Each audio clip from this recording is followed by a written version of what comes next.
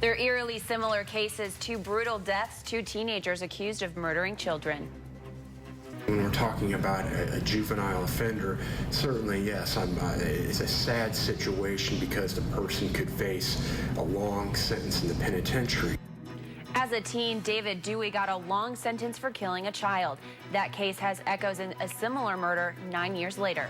The murder of 9-year-old Elizabeth Olten earlier this year by a 15-year-old suspect was a story that grabbed national headlines. But for those who've been in mid-Missouri for more than a decade, you'll remember a case that was eerily similar. In 2000, Sheena McDonald was killed by a 15-year-old, and that's where the similarities begin. KOMU 8's Brooke is now here to show us how a case 9 years in the past is a lot like the one that actually headlined just last month. And we should say that these cases have no connection to each other whatsoever. But Megan and Lauren, there are more than half a dozen similarities with these cases.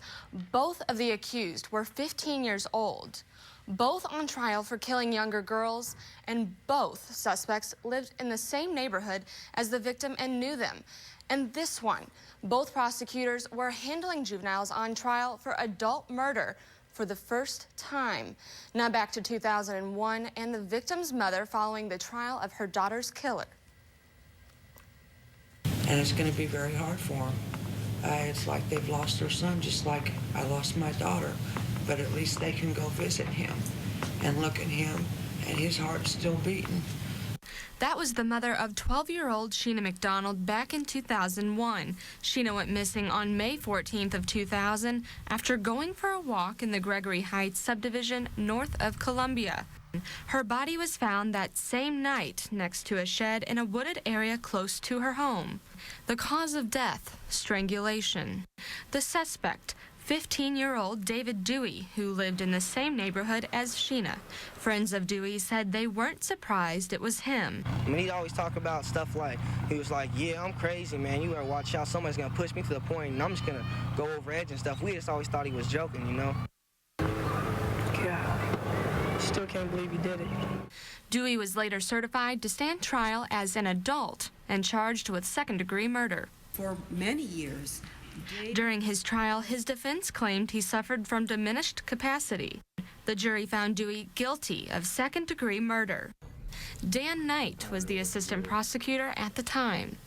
He was charged with murder in the second degree, so the range of punishment was between 10 years and 30 years or life, and a number of those jurors, maybe a third potential jurors, said that they couldn't even consider a life sentence for someone who was 16 years old at the time of the trial. Then the court will proceed to sentencing at that time.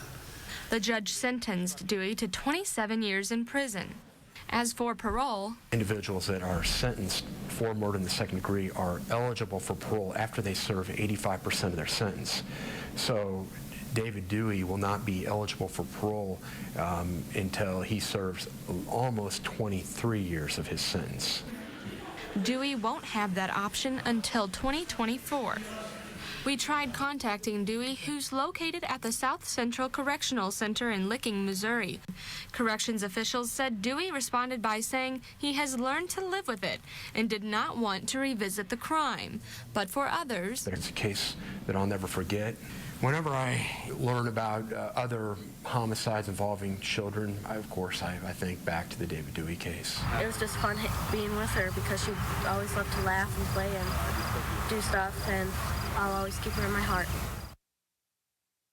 And back to the accused killer, Alyssa Bustamante. Her attorneys have asked that she be put in a psychiatric hospital instead of jail while she awaits her fate, and would also like her trial to be moved to another county where they say there would not be as much bias. Now, Bustamante's hearing is February 16th. Okay. Thanks a lot, Brooke.